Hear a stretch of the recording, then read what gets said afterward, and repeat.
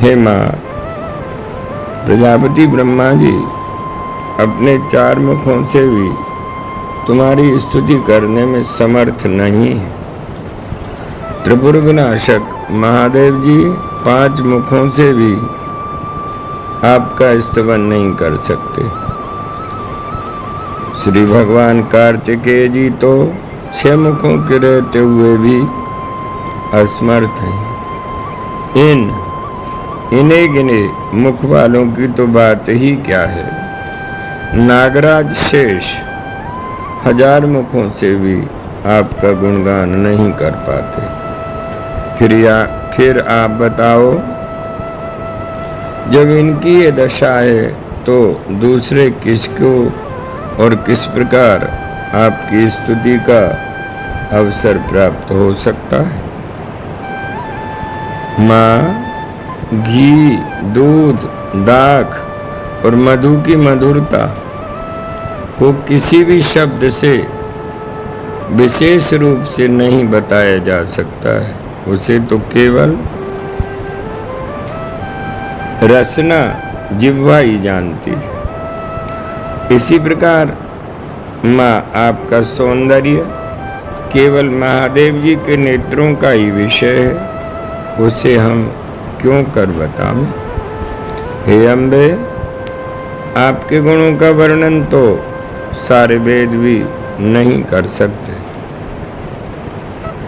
आपके मुख में पान है, नेत्रों में काजल की पतली रेखा है, ललाट में कुमकुम की मेहंदी है, गले में मोती का हार सुशोभित हो रहा है, कटी के निम्न भाग में सुनहली साड़ी है जिस पर रत्नमयी मेखला करदनी चमक रही है।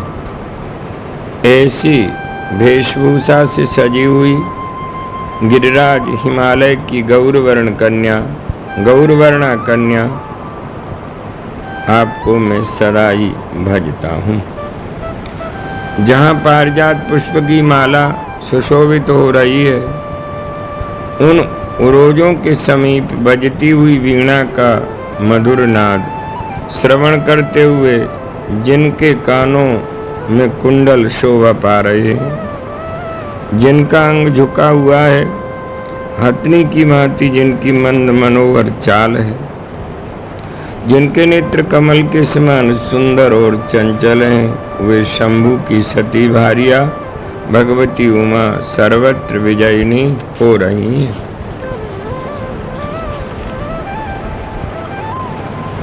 जिनका अंग नवोदित बाल रवि के समान देदीप्यमान मणि और सोने के आभूषणों से अलंकृत है, मृगी के समान जिनके विशाल एवं सुंदर नेत्र हैं, जिन्होंने शिव को पति रूप से स्वीकार किया है, बिजली के समान जिनकी पीत प्रभा है, जो पीत वस्त्र की प्रभा पड़ने से और अधिक सुंदर प्रतीत होने वाले मंजीर को चरणों में धारण करके सुशोभित हो रही हैं, वे निरतिशय आनंद से पूर्ण भगवती अपर्णा मुझ पर सुप्रसन्न हो।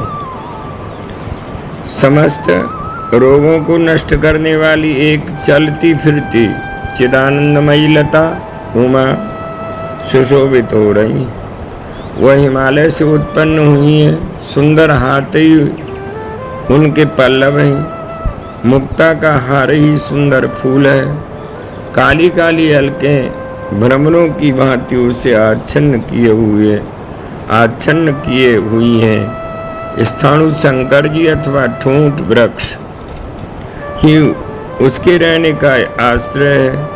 उरोज रूपी फलों के भार से वह झुकी हुई है और सुंदर वाणी रूपी रस से भरी है।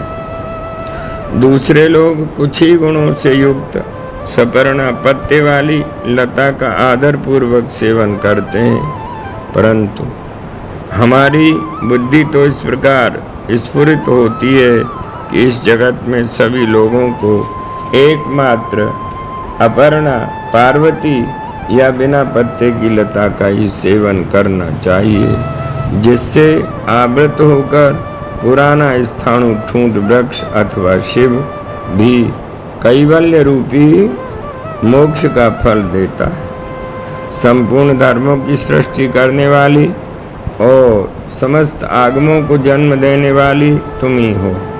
हे देवी, कुबेर भी आपके चरणों की वंदना करते हैं। तुम ही समस्त वैभव का मूल हो। हे कामदेव पर विजय पाने वाली माँ, कामनाओं की आदि कारण भी तुम ही हो। तुम परब्रह्म स्वरूप में ईश्वर की पटरानी हो, अतः तुम ही संतों के मोक्ष का बीज हो।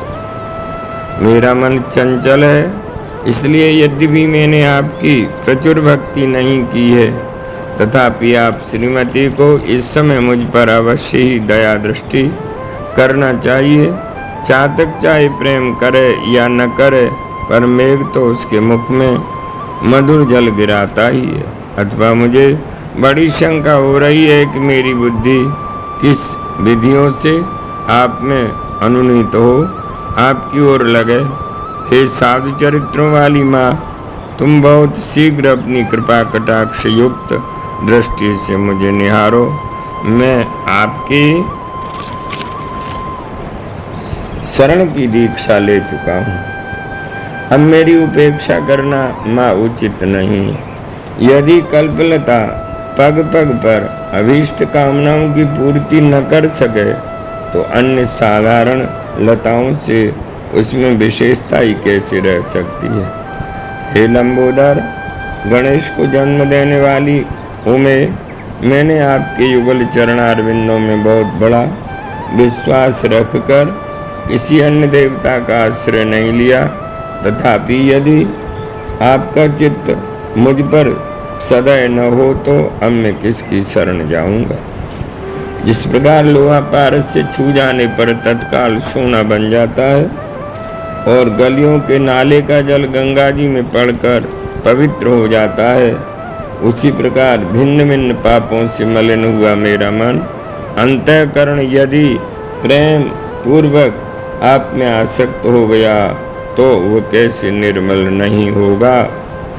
हे ईशानी, तुमसे अन्य किसी देवता से मनोवांछित बल प्राप्त हो ही जाए, ऐसा नियम नहीं, परंतु तुम तो पुरुषों को उनकी इच्छा से अधिक वस्तु भी देने में समर्थ हो। इस प्रकार ब्रह्मादि प्राचीन पुरुष कहा करते हैं। इसलिए अब मेरा मन रात दिन तुम में ही लगा रहता है। अब तुम जो उचित समझो करो। हे त्रिभुवन महाराज शिव की गृहिणी शिवे, जहाँ नाना प्रकार के रत्नों और स्फटिक मणि की भीत पर आपका आकार प्रतिबिंबित हो रहा है, जिसकी अट्टालिका के शिखर पर प्रतिबिंबित होकर चंद्रमा की कला सुशोभित हो रही है, विष्णु ब्रह्मा और इंद्र आदि देवता जिसे घेर कर खड़े रहते हैं, वह आपका रमणीय भवन विजयी हो रहा है। हे गिरिराज नंदिनी, तुम्हारा कैलाश में निवास है। ब्रह्मा और इंद्र आदि तुम्हारी स्तुति किया करते हैं। समस्त त्रिभुवन ही तुम्हारा कुटुंब है। आठों सिद्धियों का समुदाय तुम्हारे सामने हाथ जोड़कर खड़ा रहता है और महेश्वर आपके प्राणनाथ हैं। तुम्हारे सौभाग्य की कहीं अल्प भी तुलना नहीं हो सकती है। हे जननी, कामारी शिव का बूढ़ा बैल ही वाहन है, विषय ही भोजन है, दिशाएं ही वस्त्र हैं, श्मशान ही रंगभूमि है और सांप ही आभूषण का काम देते हैं। उनकी ये सारी सामग्री संसार में प्रसिद्ध ही है, फिर भी जो उनके पास ऐश्वर्य है वो तुम्हारे ही सौभाग्य की महिमा है। हे कल्याणी, जिनकी बुद्धि स्वभावतः समस्त ब्रह्मांड का संहार करने में ही प्रवृत्त होती है, जो अंगों में राख पोत कर श्मशान में बैठे रहते हैं, ऐसे निठुर स्वभाव वाले पशुपति ने जो समस्त भूमंडल पर दया करके कंठ में हलाल विष धारण कर लिया, उसे मैं आपके सत्संग का ही फल समझता हूँ। हे शैल नंदिनी, आपके सर्वोत्कृष्ट सौंदर्य को देखकर अत्यंत भय के कारण ही गंगा जी ने जल में शरीर धारण कर लिया। इससे गंगा जी के दीन मुख कमल को देखकर दयावर शंकर जी उन्हें अपने सिर पर निवास देकर उनकी प्रशंसा बढ़ाते हैं। हे भगवती, जिसमें विशाल चंदन के रस, कस्तूरी और केसर के फूल मिले हुए हैं, ऐसे तुम्हारे अनुलेपन के जल को और चलते हुए तुम्हारे चरणों की धूलि को ही लेकर ब्रह्मा जी सुरपुर की कमल नयनी वनिताओं अप्सराओं की सृष्टि करते हैं। हे देवी, बसंत ऋतु में खिली हुई लताओं से मंडित, नाना कमलों से सुशोभित एवं हंसों की मंडली से अलंकृत सरोवर के भीतर जहाँ का जल मलया नील से आंदोलित हो रहा है, उसमें सखियों के साथ क्रीड़ा करती हुई आपका जो पुरुष ध्यान करता है, उसकी ज्वर रोग जनित पीड़ा दूर हो जाती है। श्रीमद् राजराजेश्वर्यै नमः।